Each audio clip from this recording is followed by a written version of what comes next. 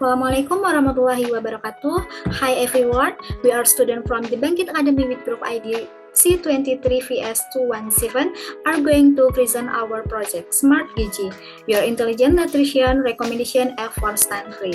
Our group consists of 6 people that separated from 3 different learning paths. There are 2 students from machine learning, Salsabila, Rahma, Alia, and Ades, Tikaningsih, 2 students from the cloud computing studies, Arfara, Yema, Samgusdian, and Muhammad Irfan Rasyid, and last, 2 students from the mobile development path, Yulianingsih and Muhammad Abizard. As for the discussion of your presentation this time, namely problem or background of the reason why we took this research, solution offered for existing problem, the scope or feature offered by our project application, implementation and reasoning for its learning path. And now, let's get started to see our project. Arfara, the time is yours. First of all, how did we get the idea to creating this application?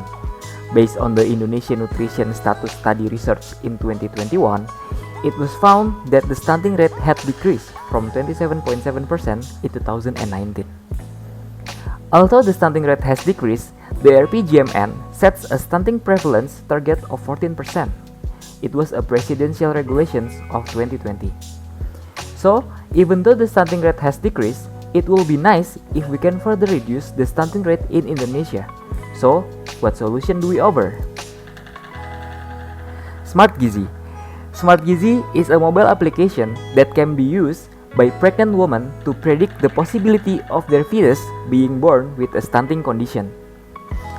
The parameters that we use to determine the health condition of pregnant women are their age, their height, and their weight. SmartGizi also provides a food recommendations feature that will recommend healthy and nutritious foods to pregnant women in order to maintain the health of their pregnancies.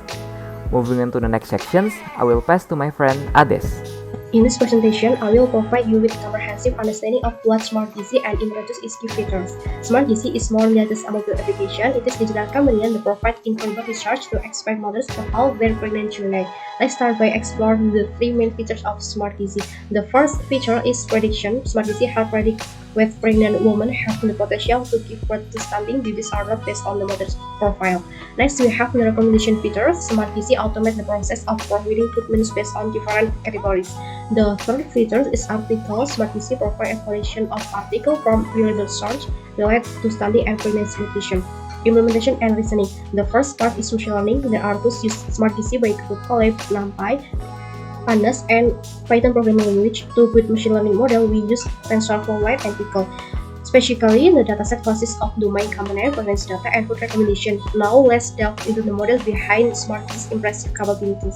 The first model we'll explore is the content-based filtering model. This model leverages a combination of techniques, including TF-IDF matrix, linear canal, count factor, and Gaussian similarity to provide accurate and personalized food recommendation. The content-based filtering model analyzes the nutritional composition of different food items and matches them with the individual preference.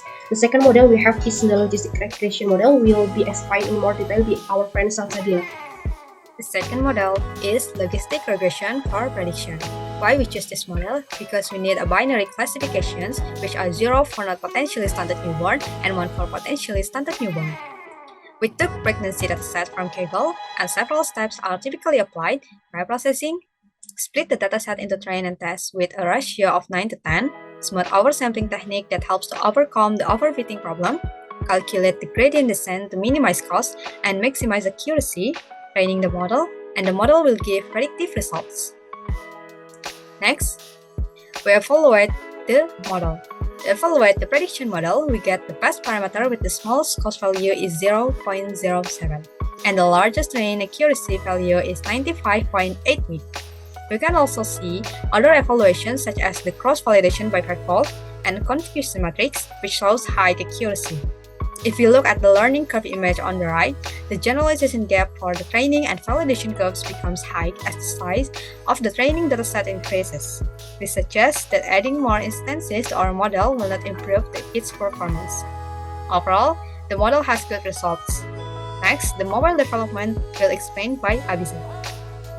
I will talk about the mobile development learning path, what we do in this project.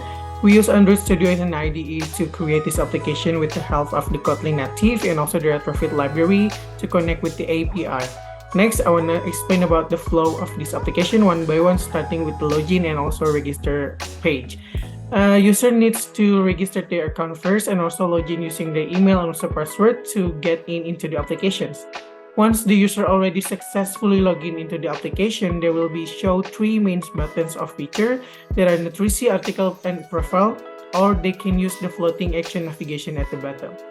I want to explain all the articles all the features one by one, starting with the article feature.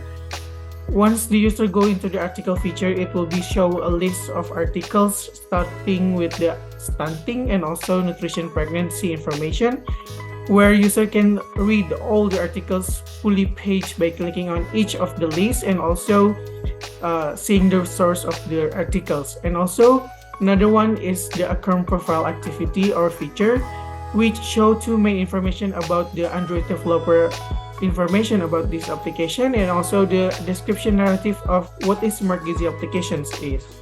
And the main feature in this application is about nutrition feature, which consists of two main features, that is prediction and also recommendation. But first, users need to fill in the data like age, height, weight, and also choose the categories of the foods for their seeing the list recommendation of the food based on the categories. So to see the result, user need to submit first the data and seeing the result whether their baby are potential to be stunting or not. And next, to see the result of the recommendation based on the categories on another page.